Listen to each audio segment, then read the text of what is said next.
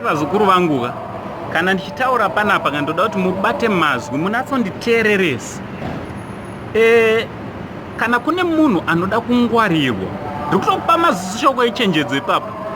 Kune vanhu vanoita sevakatumwa naSatani vanoda kungwarirwa vanhu ivavo mulife mako. Muzukuru munhu anonzi X angave wako angave wani kana kuti wani wese anonzi X anoda kungwarirwa vazukuru. X haana kuchena hazombokuchenere vazukuru manzwa. Ndatotaura so sevanhu vakuru, ndatotaura so. Anombonzi X munhu akaita sei? Vanhu vamakadanana navo mupast life yenyu, vanhu vamakamboita navo vana, vanhu vamakambororana navo mukagara navo. Those people are very dangerous. Mazvinzwa? Umwe autoshava kuti sekuru nyaya yavo iri kubva kupi ichienda kupi. Aiwa, chainzwisisa zvako muzukuru. So inzwa kanyaya iri panapa. Kana unga usati wasubscribe to this channel muzukuru wasekuru Saini, hapana chekumirira. Panapa ndo patinotaura nyaya dzachona dzese tichidzigadzirisa ipo panapa. Handiti? So subscribe to this channel, put your notification bell kuti whenever I upload a video you'll be notified, because I'm doing this each and every single day. Ndichiitira iwewe muzukuru wangu wane rudo. Handiti? Also comment nekutipawo malike. Macomments ndokwatinotaurana. Saka inzwa nyaya iri panapa mumastreet esocial media mune nyaya iri kunetsa, nyaya yemaphotos andaisa panapa. Nyaya yemusikana nemukomana wakawanana kana kuti muchinda anonzi Knox Guni. Handiti tinomuziva Knox Guni is a celebrity, an artist, a musician. Handiti ane mukurumbira, ane mimhanzi akatibikira yatinofara nayo. Akawanawo mudzimai wake anonzi Tailin, vazhinji vanomuziva nekuti Tadzo. Saka mudzimai wake uyu anonzi Tadzo pane maphotos aari kutendererawo pasocial media platform achionekwa ane mukomana anonzi iye DJ Mandla. DJ Mandla ndofunga takumuziva mazuva akapera ndakambouya tikataura nezvake mushure mekunge kuitawo chikumbiro chekuti vanhu vabatsire anonzi iye Standard Days. Handiti paakanga asinganzwe mushe dziva. Ndakambokudzera kuti vayera dziva ndaana mai vangu. Ndiri muzukuru wavayera dziva Save. Handiti?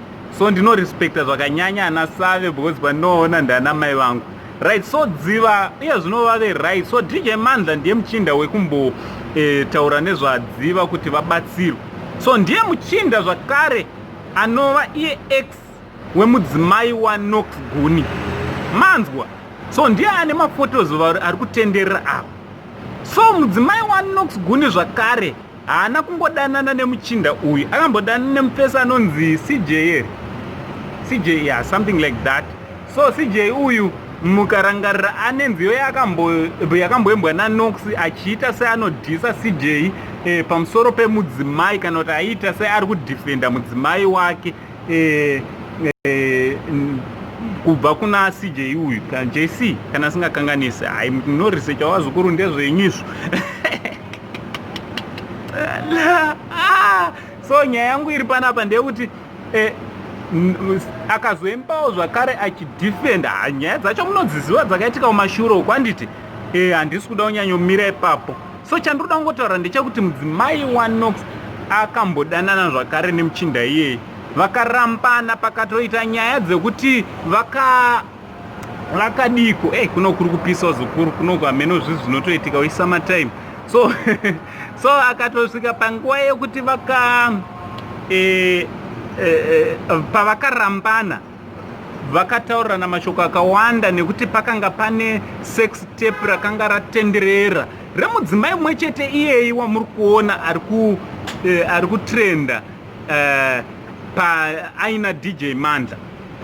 Zvichireva kuti zvoni musikana uyu kana mudzimai uyu ane nhoroondo yaainayo isina kuchena kumashure. Handiti? Ane nhoroondo iri kumashure isina kunatsojeka, isina kunatsoita zvakanaka. Asi zvisinei ave mudzimai wemunhu hatigone kunge tiri tinotaura zvakawanda nekuti mudzimai ave mudzimai wemuzukuru wangu Knox. Handiti?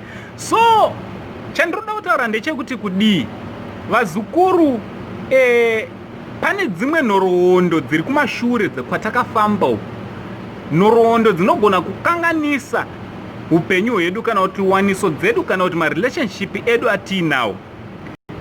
Ndoda kuti nditaure pamusoro pemax.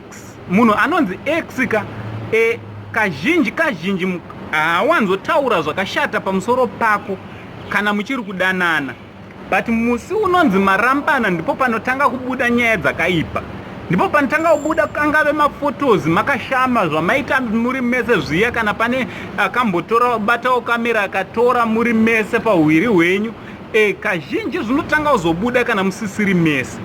So ndiri kuda kuti kudii vazukuru, kunyange ukanyura murudo nenzara nezvigumo muzukuru, kunyange wanyura murudo ukanakirwa nemunhu, vazukuru, mapikicha, mifananidzo yemanudhu haifanira kuti inge iri inotorwa. Manzwa vazukuru? Because chandoda kukudzai vazukuru, kukudzidzisai, munhu anokonzeresa heartbreak muupenyu hwako, anokupa stress nedepression, munhu waunoda the most, munhu waunosacrificera a lot in your life. That is the very same person who is capable of causing a heartbreak in your life. That is the very same person anokuwisira mudepression. Vanhu vaunovenga havatombokupe stress muzukuru, but the person waunoda zvakanyanya. Saka ndiri kuda kuzama kutaura kuti kudii, ndiri kuda kutaura kuti zoni baba vawakatovata pachifuva chavo muzukuru wangu, mudzimai wauri kupuruzirwa naye nzeve wakavata pamakumbo ake izvezvi, uchitoona vhidhiyo inoyi. Umwe munhu iyeye ndiye ari capable of bringing a major heartbreak inogona kukuuraya muzukuru, inogona kutokurarisa uchipatara nedepression. Iyeye munhu iyeye ndiye ari capable of doing that. So ndiri kuda kutaura kuti kudii vazukuru, kuti kana tichipinda murudo ngative ine mado's and don'ts. Usangoti nekuti ndamurudo zvese ndakungoita, nyange tikadzi ngatitorane tichiita, iwe wobva watoiti ndizvozvo. Kunyange wanakigwa nayo semuzukuru wangu, kunyange wanakigwa nerudo kusvika pekupedzisira, pane zvinoitwa nezvisingaitwi. Why? Because munhu iyeye mangwana anogona kumuka ave ex wako. Manzwa zukuru wangu?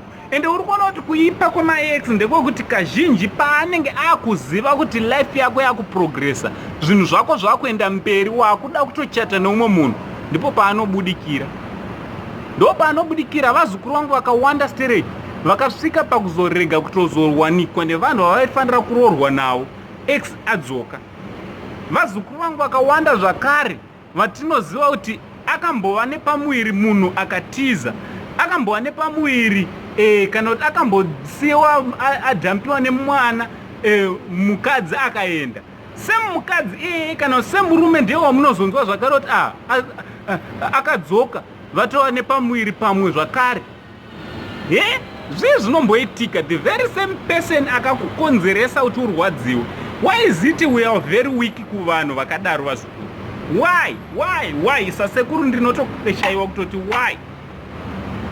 So ndo ndingouya nacho sasekuru, tizodzidzisana vazukuru kuti the most dangerous person muupenyu hwako, murelationship, mulove life yako is your ex. Manzwa zukuru? Ndo tingouya nacho sasekuru. Kunokwapisa, kwapisa. Kwapisa, asi zvisinoita tisati tombotimire panze chirohwa nemhepo.